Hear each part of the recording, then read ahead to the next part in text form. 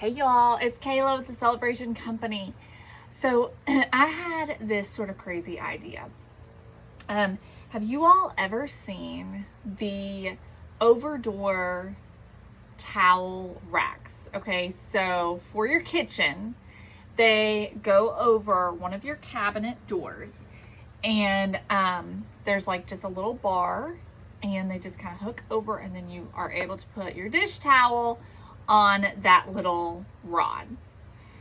So I had this crazy idea to make one. I know this is super crazy, and I don't know for sure if this is gonna work out or not, okay?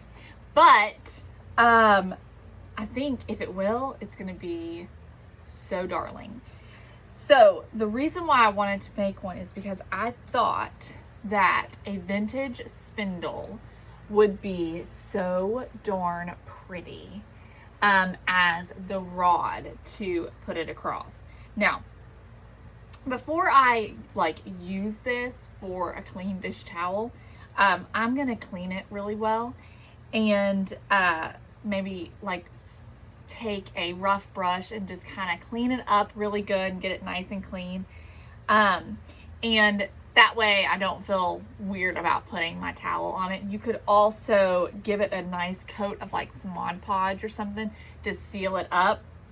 And so we're now need to make, so that is just good. But what we need to make is we need to do some hooks. Okay, so I've already made one to test it out and see what it looks like. And let me show you what this looks like.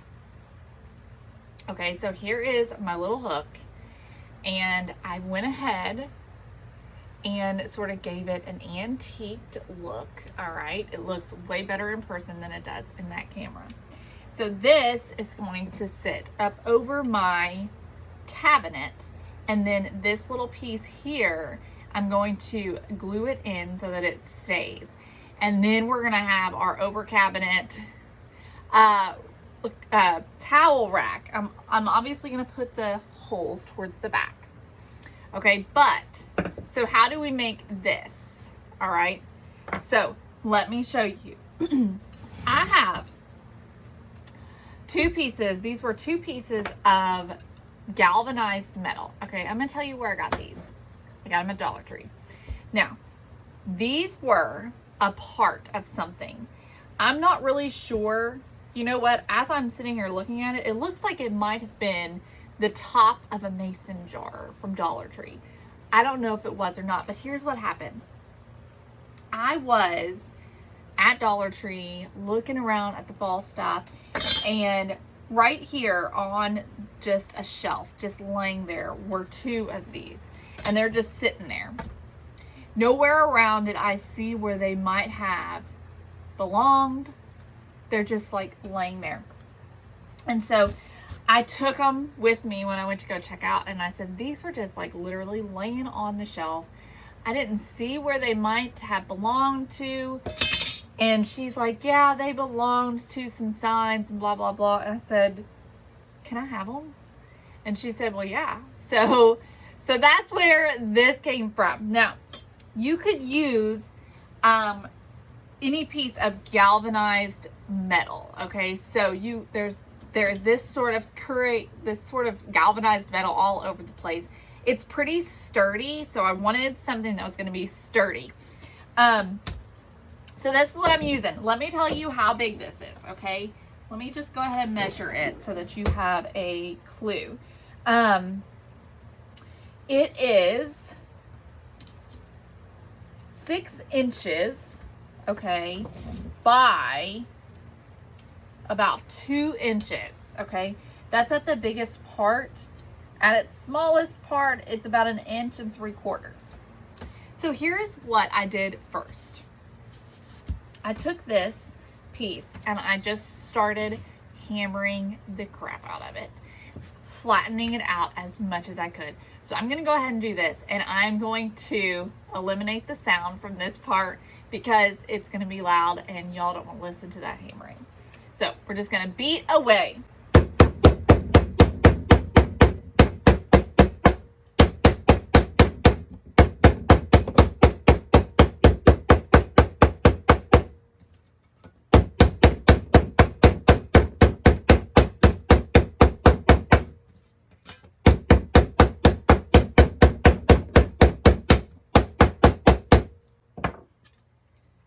So this is what it starts to do. You can see that it kind of starts to fold. I don't know if you guys can see that. See how it's kind of starting to fold? I just flip it over and I just keep doing this. Hammering, flipping it, hammering, flipping it. Just keep going.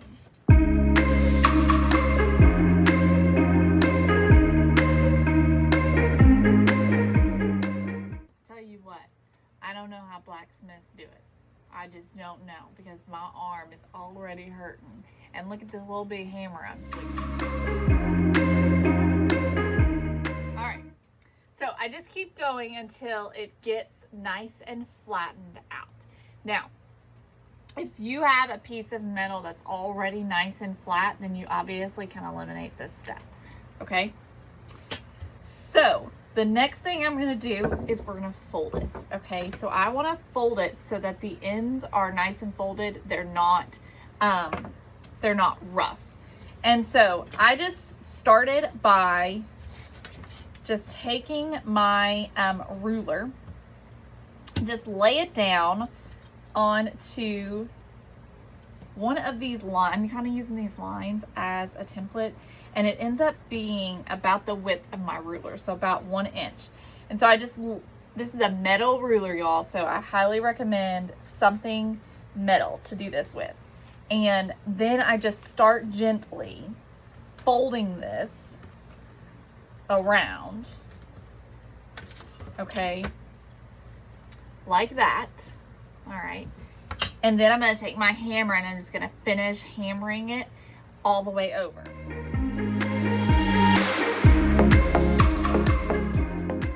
Okay, so now we have a nice folded flat edge, okay? So then we're going to do the same thing to the other side. So I'm just laying my ruler just parallel to the top, and now I'm just going to fold that bottom piece over.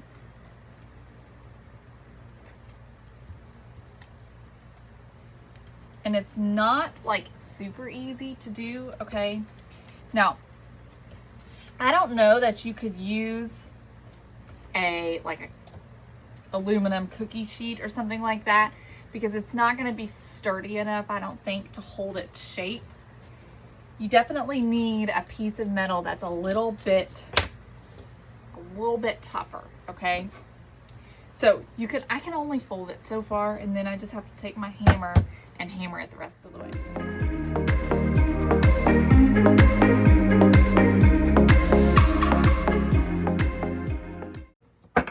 Okay, so now we have a nice flat rectangle, okay? A nice flat rectangle. So the way that I did this is I literally just took this piece down to my cabinet, and whichever cabinet I wanted it on, and I just kind of pulled it out and I laid it on the back of the cabinet, and then I just folded it over the way that I wanted it. So I'm going to use this piece here sort of as my template to where I need to fold it so that they both match, because I want them to be the same size. And I'm going to mark, make a little mark so that they match, just with a little marker. And then I'm just going to use my ruler on this one to let me know where I need to fold it. And I'm just going to take it and just start folding. Okay. So just keep folding it just like that until it's the way that you want it. So then I'm going to do the same thing. Okay. I'm going to take this piece and I'm going to make another mark at the top so that I know where to fold down.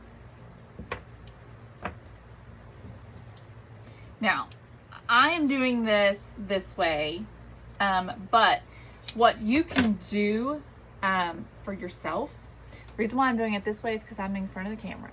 But what I would probably do, if not, is I would just start here.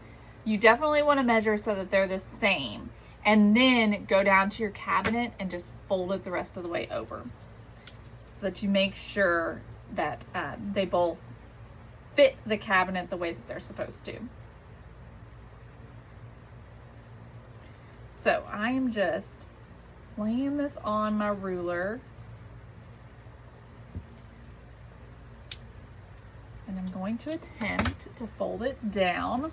I am struggling right now though. I tell you what I'm gonna do. Y'all, I'm stepping over here out of frame, but I'm using the side of my table here because it's the right size. And I'm just gonna use that to help me. Okay. So here we go. Just folded that down. And y'all, you just kind of have to keep working with it. Okay. Now, the next thing that I did, so this is what we've got. The next thing that I did is you can see, y'all see that sort of pucker inside there? You see the pucker? So I used my countertop, which is 3/4 inch plywood. And I stuck it over top of it and hammered the inside so it's nice and flat.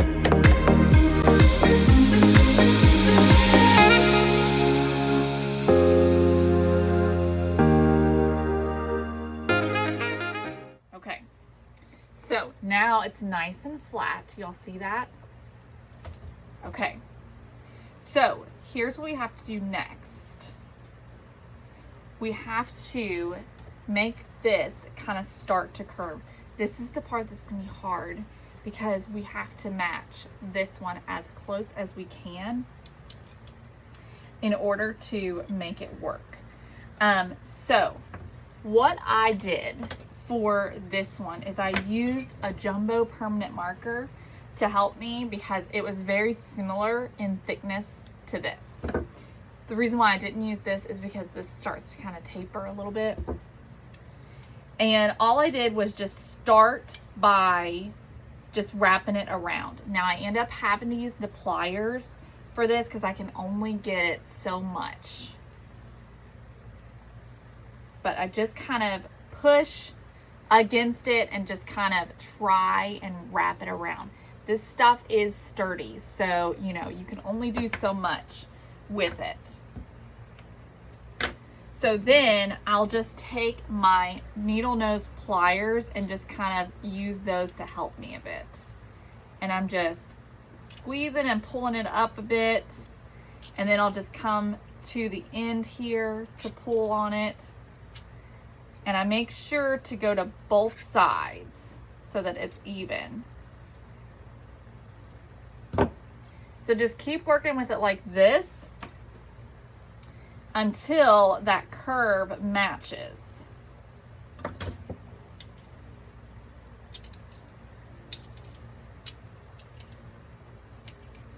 And at the end of the day, what we want is for our little vintage,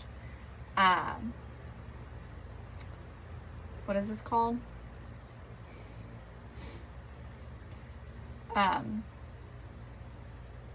Well, the name has skipped my mind. This right here, we want this to fit inside this little loop. So once you have the loop formed, we have to make this flare out a bit so that it's not right up against the cabinet.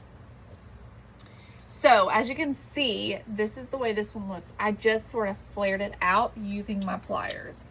So I am going to do the same thing with this one, and I'm just kind of laying it next to it to just kind of give me a template of where it needs to be. And just mess with them, y'all. Kind of have fun. Bring out your inner blacksmith. Maybe if you're married to a blacksmith, he could make you something like this. Okay, I think that's pretty good. So this is what it looks like. Okay, look at that, you guys. And so it's going to look like this once we are done-ish. And I'm going to show you how to do the technique.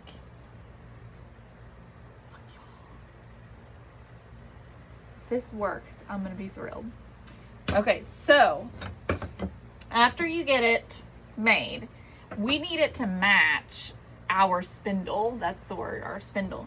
We need it to match our spindle, and we don't want it to be bright and shiny like this. So here's how we're gonna do that. We're gonna start with some Mod Podge. The reason why I'm putting Mod Podge on is I want my paint to adhere to this metal. And so I think that starting out with a little bit of Mod Podge, just painting the whole thing is going to give the paint the adhesion that it needs.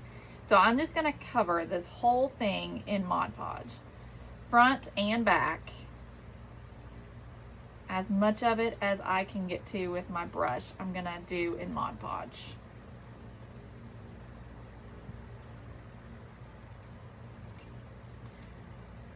So just give it a good old coat. Doesn't have to be perfect, obviously, because it's going to dry clear.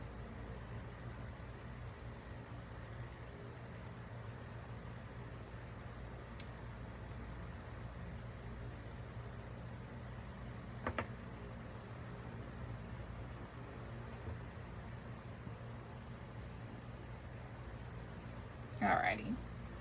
So I'm gonna dry it really quick, and then we're gonna apply our paint.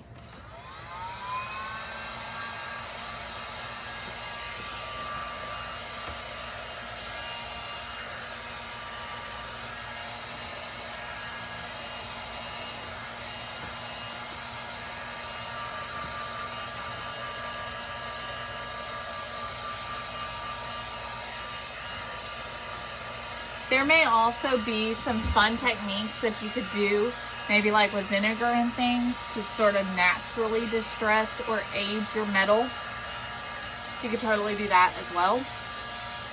You could also just stick it out in the weather or in the elements for a little bit and let it just kind of age on its own, whatever floats your boat.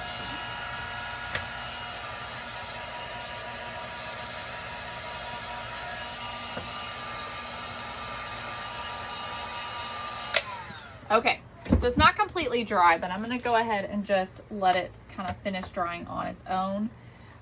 But this is what it looks like. So now we are going to take, I'm using Apple Barrel's multi-surface. Something like this will sort of add to that protection and making sure that it adheres really well. So I'm using Apple Barrel multi-surface dark granite. Now, it's not necessary. That's kind of the reason why we did the Mod Podge. And then I am using the Waverly Antiquing Wax. If you don't have this, you can also use raw umber or burnt umber. Either one will work. And then, and this part's fun, you guys. I enjoy this. So we're going to use just an old brush. Okay, nice old brush. It's nice and spread apart and just kind of old and funky. And I'm just going to dip my brush into my gray, and then I'm gonna just kind of pounce some of it off so there's not a whole lot of paint on there. And then I just start going all over this metal with this paint. Okay, and you just keep going, and as I go, I just kind of am turning my brush so that I'm not getting any repetition. I want it to all look different. And this is going to give us a sort of aged and weathered galvanized metal look. And I'm going to do as much of it as I can get to with my brush because I don't want any to show. I don't want any of that bright metal to show.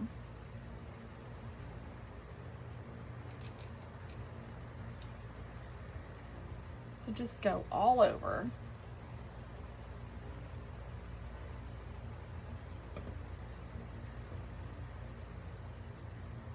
And then I'm gonna come in with some of the antiquing wax as well. So let me show you how this is looking so far. So you can see how it mutes it quite a lot. Now I know that that light is really sort of washing it out. But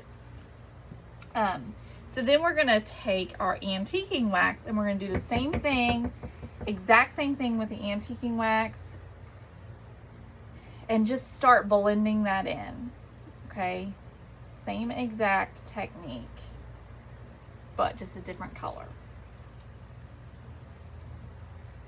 And this is going to give us a little bit of a rusty look.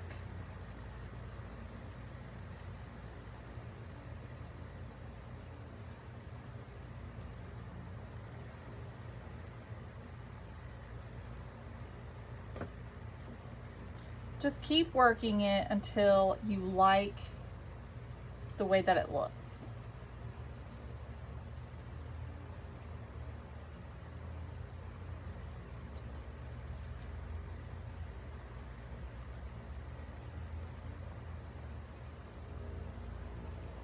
It's a lot of fun just kind of playing with it.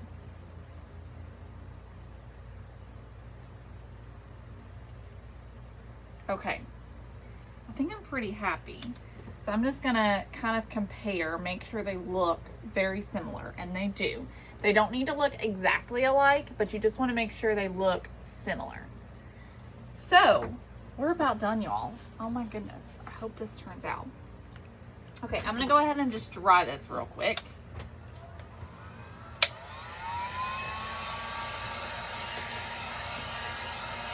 Now you could also come back with some Mod Podge and just seal that.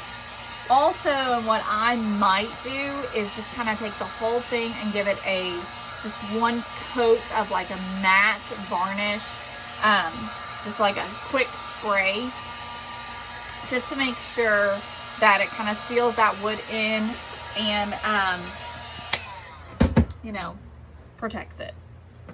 So here is our little hooks. Now we are going to use some E6000 and we are just going to glue our hook, our spindle, into our hooks. So I'm just going to take some E6000 and put some just right on this curve of the hook. I think I need a popsicle stick to help me get it in there. So I'm just gonna get a big, nice dollop of E6000 and just spread that right inside there.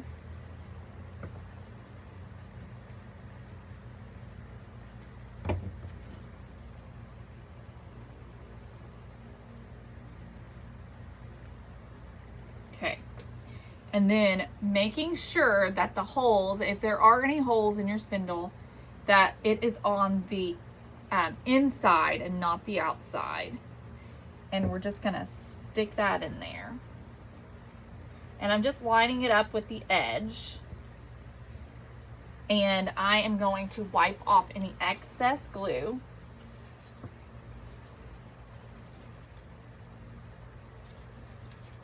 And then I'm gonna let this just sit here on my counter to fully dry and set up.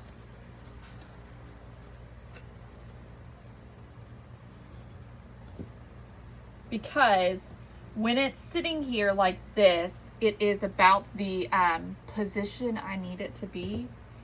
And this way it's not gonna move, it's not gonna get all sort of messed up and whopper-jawed and all that. But I'm just making sure that there is no excess. Make sure it's lined up right with the edge of the brackets. And look at this, y'all. How cute is this? Oh my word, this is cute. It looks vintage and old, like it's been around for years. That is so cute, and I cannot wait to show a picture of it. So thank you guys for watching. I hope you enjoyed this fun sort of off the wall random idea in Kayla's head. This is how my brain works. Thank you guys for watching. I hope you have a great day, and I'll talk to you soon. Bye.